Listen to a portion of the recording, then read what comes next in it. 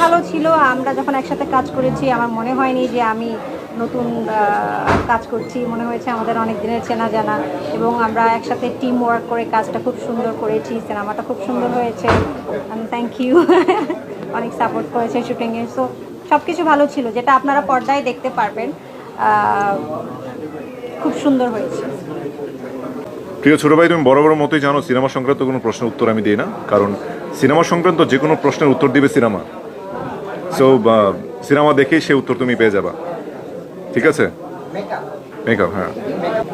আসলে একটা সিনেমাটিক বাস্তব গল্পের সংমিশ্রণ বলা যেতে পারে এটা।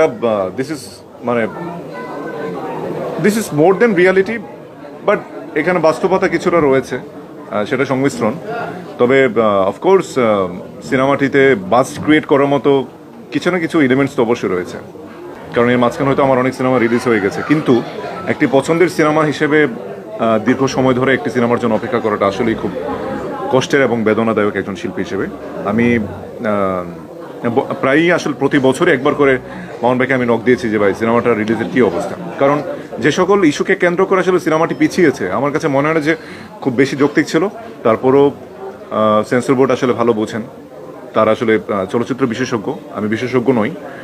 সেই সুবাদে আসলে কিছু বিষয় হয়তো পরিমার্জনের কথা বলা হয়েছে বা পরিবর্তনের কথা বলা হয়েছে, সেই জিনিসগুলোকে পরিবর্তন করে খুব আই থিঙ্ক। বাট সিনেমার যে মেইন টপিক বা মেইন থিমটা রয়েছে সেই থিম থেকে কোনোভাবেই সরে যায়নি। হয়তো দু একটা ল্যাঙ্গুয়েজকে হয়তো কারেকশন করা হয়েছে বা এলিমিনেট করা হয়েছে, বাট তারপরও সিনেমাটি আগের যেই প্ল্যাটফর্মে এবং শক্তিশালী অবস্থানে ছিল সেই অবস্থানটিতেই রয়েছে। কর্তন আসলে এখন যারা সংশ্লিষ্ট রয়েছেন সেখানে, যারা সার্টিফিকেশনে বোর্ডে রয়েছেন তারা ভালো বুঝেন, আসলে এতটা ভালো আমরা বুঝি না, যেহেতু আমাদের কাজ শুধু অভিনয় করা। ভালো মন্দটা হয়তো বা আলটিমেটলি ওরা জাজ করেছেন সেই জন্য, কিন্তু আসলে যে সিনেমাটা ওটিটিতে যেতে পারে এবং সাকসেসফুলি ভালো দর্শক রিভিউ পেতে পারে, সেখানে কেন সিনেমাটি আসলে সিনেমা হলে যাওয়ার ক্ষেত্রে একটা প্রতিবন্ধকতা সৃষ্টি হয়েছে সেটা নিয়ে আসলে আমি প্রশ্ন তুলতে চাই না, সেটা ওনারাই ভালো বুঝে। কোনো কিছু রিশুট করা হয়নি। আমি প্রথমেই বলেছি যে আমরা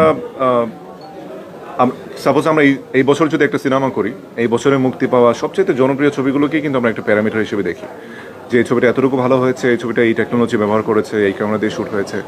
সেই সঙ্গে এতটুকু ভালো একটা কমার্শিয়াল ফিল্ম যদি আমরা না বানাতে পারি, দর্শককে হয়তো ছবিটি তাদের ভেতরে একটা আগ্রহ তৈরি করা সম্ভব না।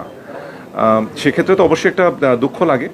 সেই দুঃখ আমি গত ঈদেও আমার যে সিনেমাটি মুক্তি পেয়েছে সেটা নিয়ে আমি খুব তীব্রভাবে প্রকাশ করেছি এবং দুঃখের সঙ্গে প্রকাশ করেছি। কিন্তু আসলে দেখা যায় যে একটা ছবিকে টার্গেট করে যখন আমরা বললাম যে ইয়ারটাকে টার্গেট করে আমরা বানাই, সেই ইয়ারটা যখন অনেক দূর এগিয়ে যায় বা অনেক মোটামুটি প্রায় কয়েকটি বছর পার হয়ে যায়, সেটা আসলে যে টার্গেট আসলে পুরোপুরি ফুলফিল হয় না। তবে এই সিনেমাটির ক্ষেত্রে একটি স্ট্রং সাইড রয়েছে, সেটা হচ্ছে সিনেমাটির গল্প। কারণ এই ছবিটির গল্প আমি বললাম না, যেটা আসলে বারবার এরকম কেন হয় যে আপনার সিনেমাগুলোই আটকে যায়, মানে এটা কি একটা শিল্পী হিসেবে স্ট্রাগল মনে করছেন কিনা? কারণ অনেক সময় তো হয় যে দিনের মধ্যে সেন্সর পেয়ে যায়, আপনার ক্ষেত্রে এরকম কেন হচ্ছে? আমার সবগুলো সিনেমার ক্ষেত্রে না, this is the second film আমি এই ধরনের একটা প্রবলেম ফেস করেছি। তবে আসলে শিল্পী হিসেবে তো অনেক নানান রকমের সমস্যা ফেস করতেই হয়, কোনো পথে আসলে খুব বেশি স্মুথ হয় না। কিছু কিছু ক্ষেত্রে আসলে একটু প্রবলেম সাফার করাটাকে আমি মনে করি যে একটা শিল্পীর প্রয়োজন আছে। So I am not upset, আমি খুব বেশি দুঃখিত না, তবে আমি আলটিমেটলি আমি হ্যাপি এই জন্য যে সিনেমাটি আলটিমেটলি